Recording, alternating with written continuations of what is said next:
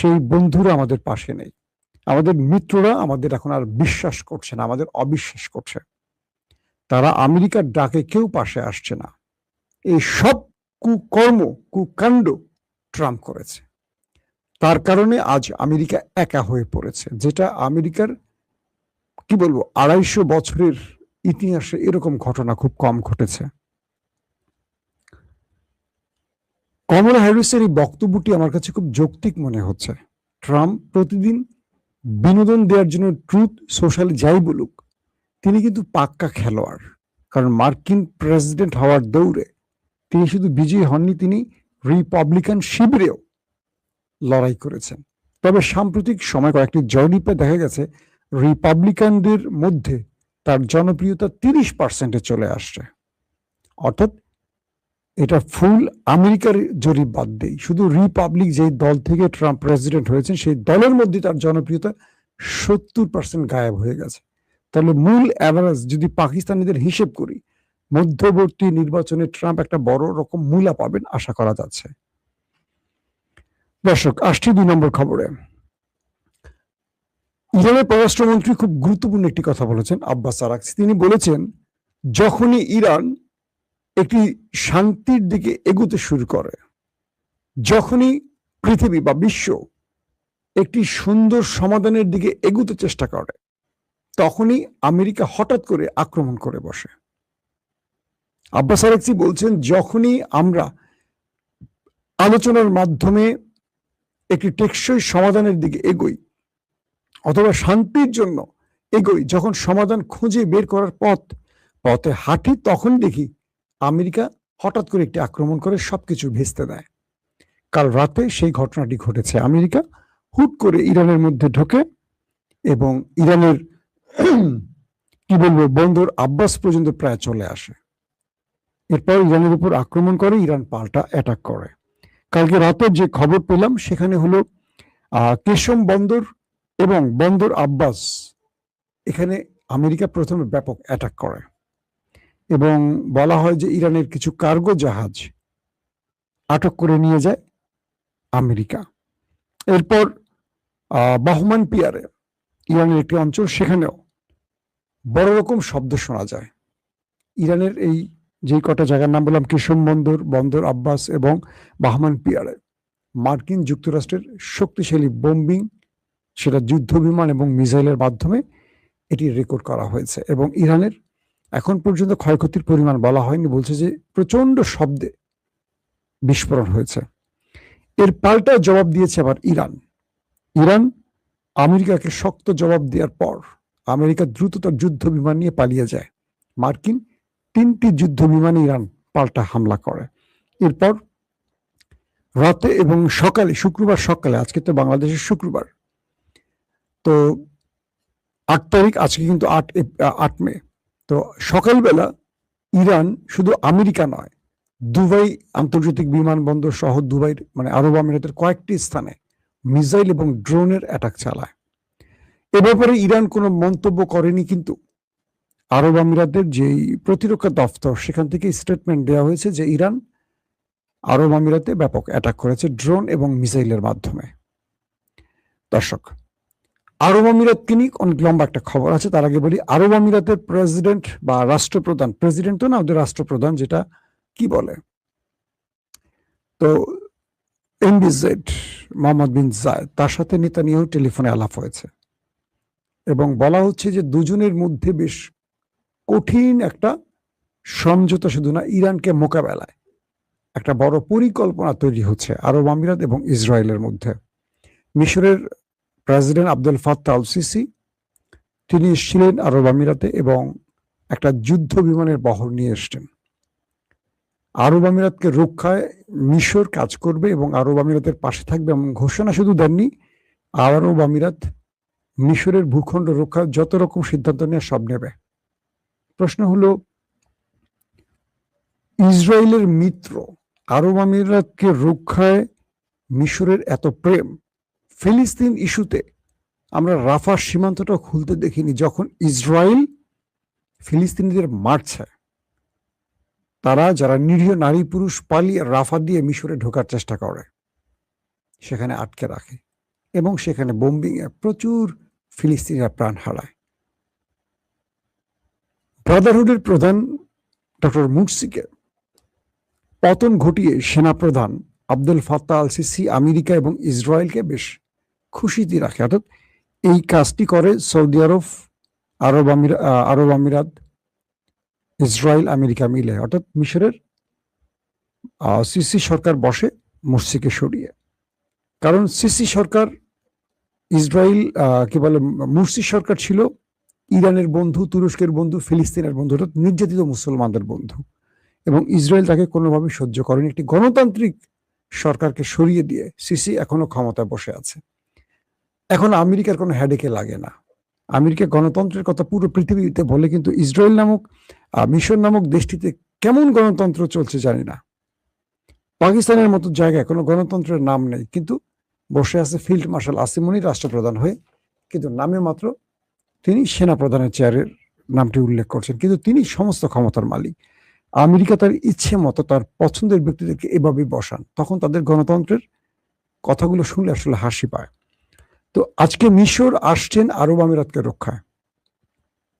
Iran বলছে আরব আমিরাতকে নিয়ে যে আমাদের প্রতিবেশী যে বিশ্বাসঘাতক আছে, মানে আরবের কয়েকটি রাষ্ট্রের মধ্যে আরব আমিরাতকে উদ্দেশ্য করে বলছে যে আমরা তাদেরকে সতর্ক করতে চাই, তোমার যে বড় আব্বা আমেরিকা সেই পালাবে 2-1 দিনের মধ্যে, আর বাকি যাদের সাথে তুমি গোপনে প্রেম করছো, মানে লটর পটর করছো, তারা সামনে এগোবার সাহস পায় না।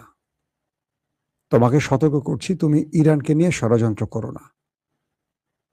তোমার দেশ থাকবে, তুমি থাকবে না। তোমার প্রাসাদের ইট কিন্তু খুলে নিয়ে আসবো একটা একটা করে। ইরান বলছে যে বিশ্বাসঘাতক আরবদেরকে সর্বোচ্চ মূল্য দিতে হবে। যারা আমেরিকা এবং ইসরায়েলের সাথে গোপন প্রেম চালাবে ইরানের বিরুদ্ধে, তাদেরকে অনেক বড় মাসুল দিতে হবে, অনেক বড় মূল্য দিতে হবে। যে কারণে আজ সকালে দুবাই আন্তর্জাতিক বিমানবন্দর শুধু নয়, আরব আমিরাতের উল্লেখযোগ্য কয়েকটি জায়গায় বড় রকম অ্যাটাক হয়েছে, যদিও ইরান এখনো মুখে কিছু বলেনি। এখন আরব আমিরাত বলছে যে তারা ইন্টারসেপ্ট করেছে, কিন্তু আমরা যে ফুটেজ দেখেছি সেখানে আগুন জ্বলতে দেখেছি। ইন্টারসেপ্ট করলে আগুন ধরার কথা না। অন্যদিকে সৌদি আরব কিছুটা নড়েচড়ে বসছে। সৌদি আরব আমেরিকাকে তার দেশের ঘাঁটি, বিমানবন্দর কোনো কিছু ব্যবহার করতে দেয়নি। তার মানে সৌদি আরব ইরানের সাথে গোপনে একটি সমঝোতায় আছে বলে মনে করা হচ্ছে, যে কারণে সৌদি আরবের প্রতি ইরানের একটা সুদৃষ্টি আসছে। কিন্তু আরব আমিরাত পুরোপুরি ইসরায়েলের ক্রিয়ানক হয়ে কাজ করছে। ইসরায়েল এখন যা পারছে না আরব আমিরাতকে দিয়ে ট্রাই করছে, এবং বলা হচ্ছে ইরানের মধ্যে কয়েকটি আক্রমণ হয়েছে যেগুলো আরব আমিরাত করেছে। অর্থাৎ ইরানের মধ্যে আক্রমণ হয়েছে, সেই আক্রমণগুলোর জন্য ইরান সাসপেক্ট করছে আরব আমিরাতকে। কত বড় সাহস আরব আমিরাতের! চিন্তা করেন যে ইরানের মধ্যে আক্রমণ করছে ইসরায়েলের বুদ্ধি নিয়ে। দর্শক, আব্বাস আরাকচি আরো কিছু কথা বলেছেন যে আমরা আমেরিকার সাথে কোনো প্রকার ডিল করব না, যদি ডিল করে যে চুক্তিগুলো দিয়েছি, তবে ইরান এমন ডিল কখনো করবে না যাতে ইরান আমেরিকার কাছে নত হয়, ইরানি জাতি লজ্জিত হয়। আমরা আমেরিকাকে স্মরণ করে দিতে চাই, এমন ডিল ইরান মরে গেলেও করবে না, যাতে ইরানের জাতি তাদের কাছে নত হতে হয় বা লজ্জিত হতে হয়। তার মানে আমেরিকা যত যাই বলুক, ইরান তার সিদ্ধান্তে অটুট আছে, অটুট থাকবে।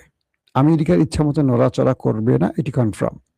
পাশাপাশি মার্কিন গোয়েন্দা সংস্থা সিআইএ রিপোর্ট দিয়েছে যে ইরানের হাতে এখনো 75% মিসাইল, ড্রোন এবং মোবাইল মিসাইল লঞ্চার অক্ষত আছে।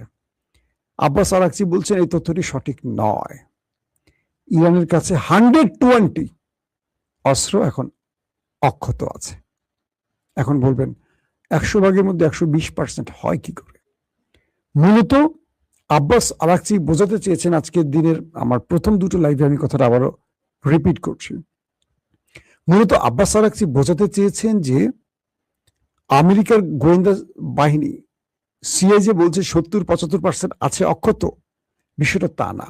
ইরানের যুদ্ধ চলাকালীন সময় তো তারা অস্ত্র ব্যবহার করেছে, শুধু তাই নয়, এর মধ্যে দিনরাত ইরান তার মিসাইল, ড্রোন বা আদার্স অস্ত্র তৈরিতে মনোনিবেশ করেছে, এবং এই যুদ্ধ বিরতির মধ্যে ইরান ফুল দামে অস্ত্র বানাচ্ছে। তার মানে ইরানের যে 100% অস্ত্র ছিল তার মধ্যে ইরান ধরেন 30% ব্যবহার করেছে।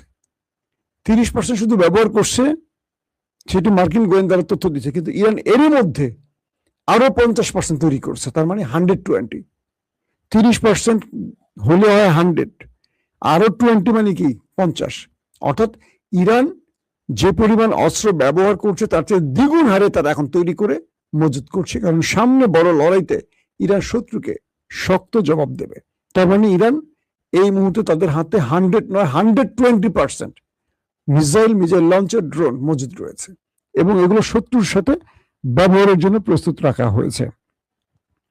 দর্শক, হরমুজে গতকালকে রাতে যা কিছু হয়েছে, এখানে অধিকাংশ ক্ষেত্রে বিশ্লেষকরা বলছেন যে ইরানের লাভটা বেশি হয়েছে। কারণ ইরান আমেরিকা যখন গোপনে প্রবেশের চেষ্টা করে, ইরানের বাহিনী যখন আমেরিকাকে শক্ত জবাব দেয়, মিসাইল এবং ড্রোনের মাধ্যমে হিট করে আমেরিকান যুদ্ধ জাহাজ, এবং আমেরিকা যখন পালিয়ে যায়, তখন আমেরিকার মিত্ররা এটুকু বুঝতে পারছে যে আমেরিকার আশ্বাসে আমরা যদি হরমুজ ত্যাগ করতে যাই ইরানের বিরুদ্ধে দাঁড়িয়ে, তাহলে ইরান কি করতে পারে। আজকে বারবারুসের দুটো জাহাজকে আটকে দিয়েছে আর কি ইরান। পাশাপাশি ইরানের অনুমতি ছাড়া যারা এই হরমুজের নিকটবর্তী প্রবেশ করছে তাদেরকে হিট করছে ইরান। তো ইরান আমেরিকার জাহাজে কালকে ধোলাই চালিয়ে যেটা প্রমাণ করেছে, আর আমেরিকা যে ব্যর্থতার প্রমাণ দিয়েছে, সেটা হলো যে ইরান কোনোভাবেই আমেরিকাকে ছাড় দিবে না, আর আমেরিকা কোনোভাবেই হরমুজে টিকতে পারবে না ইরানের বিরুদ্ধে। এটা আমেরিকার মিত্ররা বুঝে গেছে। তাই আমেরিকা যতবারই এই ব্লকেড দিয়ে ইরানের হরমুজ খুলতে চেষ্টা করে, ততবারই ইরান তাদের উপর অ্যাটাক চালায়। আর যখনই আমেরিকার উপর অ্যাটাক চালায়, বাকি মিত্ররা উঠে পড়ে পালায়। আরে আল্লাহ, আমার ওস্তাদি মাইর খেয়েছে। ওই যে মাঝে মাঝে শর্টস রিলস দেখি, একজন মাইর খেয়ে গেছে, তার বস্ত্র ডেকে আনছে, বস আমারে মারছে, কে তোরে মারছে, চল দেখি। তো বস আসে, বস আসলে বসরই আগে প্যাদানি দেয়। তো বস উঠে পড়ে পালায়, তখন শিষ্যকে কাম তো সারছে, আমার বসে যদি এরকম মাইর খেয়ে, তাহলে আমার অবস্থা কি হবে। তো যখনই ইরান আমেরিকার উপর ধোলাই চালে, তখন বাকিরা আবার পালায়। তো এইভাবে মোটামুটি হরমুজের পুরো কন্ট্রোল ইরান রাখছে। শুধু তাই নয়, বাকি মিত্ররাও এইটুকু বুঝে গেছে যে আমেরিকা হরমুজে টিকতে পারবে না ইরানের সামনে, অত ইরানের সাথে দিকদারি করে আর লাভ হবে না। ইরানের কাছে মাথা নত করে ওস্তাদ বলে ইরানের সাথে সমঝোতা করা লাগবে। দর্শক, ইরানের 3টি জাহাজ হরমুজ ত্যাগ করেছে আজকে আমেরিকার নাকের ডগার সামনে দিয়ে, এবং আমেরিকা চেয়ে চেয়ে দেখেছে, কিচ্ছু করতে পারেনি। এবং আরো কিছু খবর আসছে যে হিজবুল্লাহর সাথে, অর্থাৎ লেবাননের সাথে, দক্ষিণ লেবাননে ইসরায়েলের সাথে ব্যাপক অ্যাটাক চলছে। দুই পক্ষের মধ্যে হামলা পাল্টা হামলা অব্যাহত আছে। দর্শক, যে খবরটি দিয়ে শেষ করতে চাই সেটি হলো আরব রাষ্ট্রগুলোকে ইরান কিছু বার্তা পৌঁছে দিয়েছে যে তোমরা আমাদেরকে শত্রু ভেবো না, বাট তোমরা যদি আমাদের শত্রু ভাবো, আমরা যদি শত্রু হই, তোমাদের কপালে দুঃখ আছে। কারণ আমেরিকা আজকে হোক আর কালকে হোক গালফ ছেড়ে যাবে, আমেরিকা এখানে থাকতে পারবে না। আমেরিকা আফগানে থাকতে পারে নাই, আমেরিকা ইরানের নাকের ডগায় থাকবে কি করে? কারণ আমেরিকাকে এই অঞ্চল থেকে সরে যেতে শর্ত দিয়ে ফেলছে ইরান। তো আমেরিকা যদি এই অঞ্চল ত্যাগ করে, আরবদের অবস্থা কি হবে একবার চিন্তা করেন। তো এই জন্য ইরান বলছে যে তোমরা আমার শত্রুদের সাথে গোপনে এমন কিছু করো না যেটা ইরান আগামী দিন তোমাকে টার্গেটে পরিণত করে।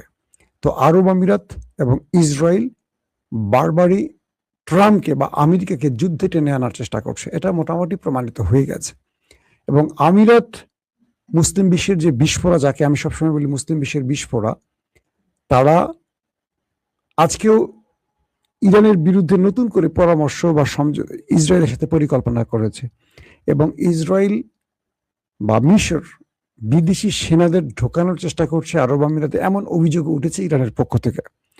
ইরান বলছে আমরা প্রতিটি আরব দেশকে কঠিনভাবে মনিটর করছি, যখন মনে হবে কোনো দেশ আমাদের জন্য ভয়ঙ্কর হয়ে গেছে, আমরা সেই দেশটিকে 1 সেকেন্ডের জন্য ছাড় দেব না।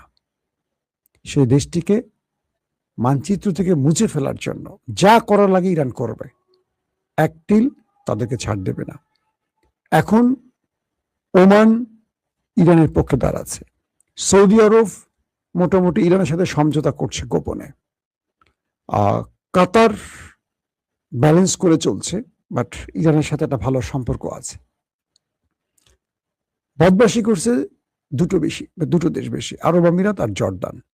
ইরান এই দুটো দেশকে মাথায় রেখেছে আলাদাভাবে। এখন যদি কোনো কারণে ইরানের কাছে তথ্য আসে যে